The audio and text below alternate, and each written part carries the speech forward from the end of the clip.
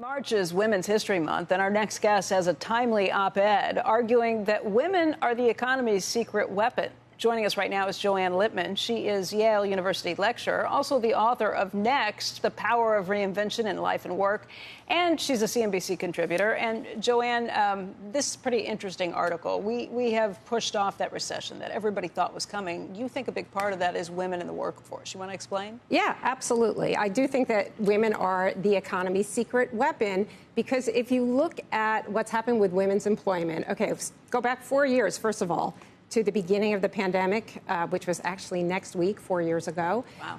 Women were slammed, right? We had the she session. We lost more than 12 million jobs. Women lost or left their jobs. Because they were supposed to be at home teaching their kids. Well, part of it was the kinds of jobs they were in. Part of it is because the schools were closed. Daycare was closed. They had no choice. There was concern then. It set women back 30 years. Janet Yellen, among others, said this could be permanent scarring, she said. Now, you fast forward, by last spring, what happened was women not only soared back to previous levels, but surpassed previous levels. We hit a record of female workforce participation for prime-age women, 25 to 54, last spring, and it has stayed historically high levels since then. And you think part of that is the flexibility that so many workplaces offered. I think one of the statistics you pointed out is that 40% of people work remote at least one day a week, which is a stunning number. It is a stunning number, but companies now are pushing back. And I think that this is actually of some concern. I spoke to quite a few women who have been pushed out now at this point. And, you know, Joe, you were talking earlier about the tight labor market.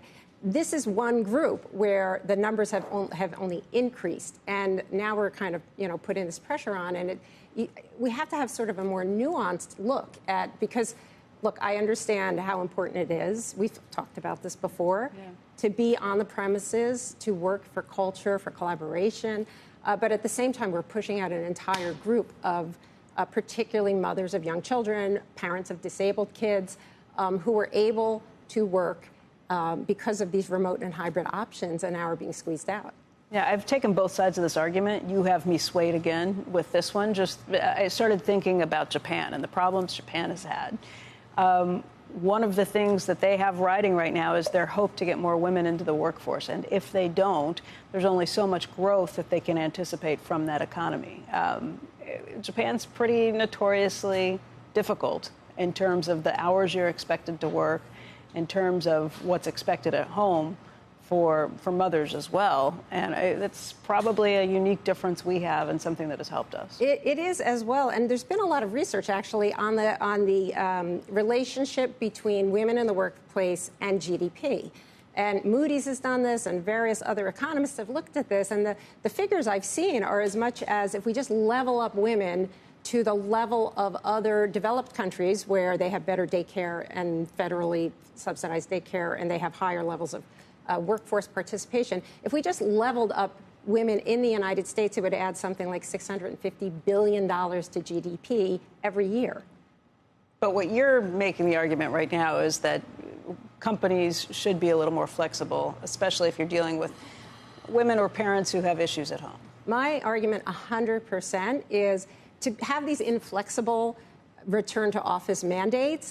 I understand why people are doing it, but at the same time, we need to be more nuanced. We need to have more flexibility in our thinking. I've heard from so many women, because I've been out there talking and writing about this, and the stories you get from women are just heartbreaking. I mean, women who actually have been working very successfully at home or remotely for a number of years, and then suddenly they lose their job. All right, let me make this a little bit of a tougher question. Sure. If you have flexibility, should you make less money? I don't think so. I mean, if you're doing the job, look, I think we have to get out of the mindset of the where you are doing your job and get back into the mindset of the only thing I will say is it costs more money to commute in every day. It costs more money if you're driving in, if you have to pay for your food there, if you have to pay for parking. Now they're talking about congestion pricing in New York and some other places too.